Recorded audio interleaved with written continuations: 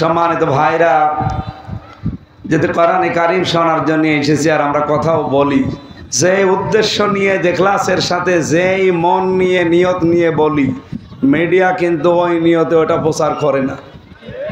কিছু মিডিয়া আছে যারা এতদিন দালালি করেছে, এখনো তারা শুধু খোলস পাল্টিয়েছে। তারা মালিক হয়তো পরিবর্তন হয়ে অন্যের হাতে এসেছে, কিন্তু ওই যে মানে নাম নিলাম না, যা ছিল ওই সংবাদকর্মী নামে কলঙ্ক। অথচ সংবাদকর্মী যারা, এরা যদি অথেন্টিক কথাগুলো প্রচার করে, ইন্না লাকা লা আজরান গায়রা মামনুন, কত বড় কঠিন কথা আপনি জানেন এটা। যদিও লাকা দিয়ে নবীজিকে উদ্দেশ্য। তাফসিরে মনির মুফাসসির লিখেছেন, এই লাকা শুধু নবীর জন্য না, কিয়ামত পর্যন্ত যারা সত্য কথা প্রচার করবে, সত্য কথাগুলো তুলে ধরবে। উনি একজন অ্যাডভোকেট সুপ্রিম কোর্টের। এই সমস্ত জায়গায় যারা সত্যের বাণীগুলো প্রচার করে, তুলে ধরে, এই তুলে ধরতে গিয়ে যদি কোনো বাধা প্রাপ্ত হয়, কোনো কষ্ট সহ্য করা লাগে, এর জন্য যে বিনিময়, আল্লাহ বলেন লা আজরান, অবশ্যই আমি পুরস্কার দেব, গায়রা মামনুন, নিরবিচ্ছিন্ন পুরস্কার, যার কোনো শুরু হলে শেষ নেই। সেই হিসাবে যারা সাংবাদিক, এরা যদি সত্য কথাগুলো, এ পৃথিবীতে সবচাইতে সত্য কথা কার কথা? বলেন বলেন। তারপরে রাসূলুল্লাহর কথা, আল্লাহ রাসূলের কথা যারা বলে, তারা কি কথা বলে?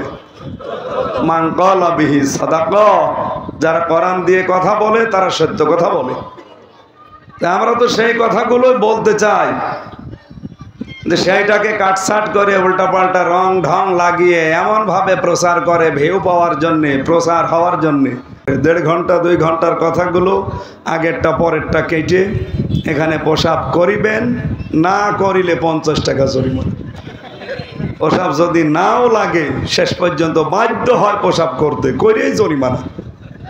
এই যে আমি এখন এই জরিমানায় আছি। আজকে সাংবাদিকদের সাথে একটা মত বিনিময় ছিল 11টা থেকে 2টা পর্যন্ত। আমার আলোচনা দিয়েছে 6 মিনিট। আমি কথা বলতে গিয়ে সাংবাদিকদের যে গুরুত্ব, সংবাদ প্রচার করা, এটা কিন্তু অনেক গুরুত্বপূর্ণ কাজ। রাষ্ট্র চালাতে 4টা জিনিস লাগে, তার ভেতরে সাংবাদিক।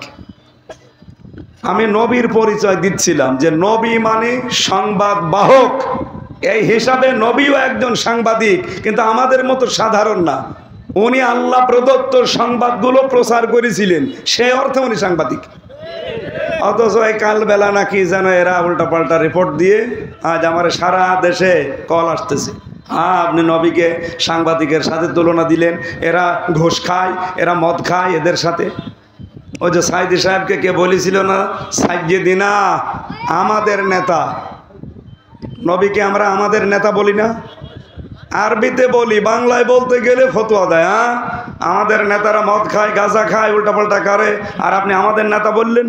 আরে ভাই, আপনি তো আরবিতে বললেন, আপনি নবীকে নবী আরবিতে বললে সমস্যা নেই, আমি এটা বাংলা করলাম সংবাদ বাহক, সাংবাদিক, আর আমার দোষ হয়ে গেল না।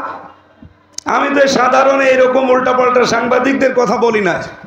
বিশ্বনবী ছিলেন মহান আল্লাহ প্রদত্ত যে সংবাদ, ওইটা প্রচারকারী। বাল্লিগ মা উনজিলা ইলাইকা মির রাব্বিক, হে রাসূল, আপনি প্রচার করেন যেটা আপনাকে আপনার রব দিয়েছে, তার নাম কোরআন। একটা অর্থের দিকে আমি একটু টাচ দিয়েছি, আর ওরা এখন আমাকে চালিয়েছে যে নবীর সাথে কেন সাংবাদিক তুলনা দিল, এই ধর ওর পেছনে লাগ। কি যে যন্ত্রণায় আছে কথা বলতে গিয়ে। আমি কিন্তু ওই মন নিয়ে বলি না, আমি নবীর সম্মান রেখেই বলেছি যে নিউজ লিখতে দেখবেন 4টা অক্ষর লাগে ইংরেজিতে, NEWS।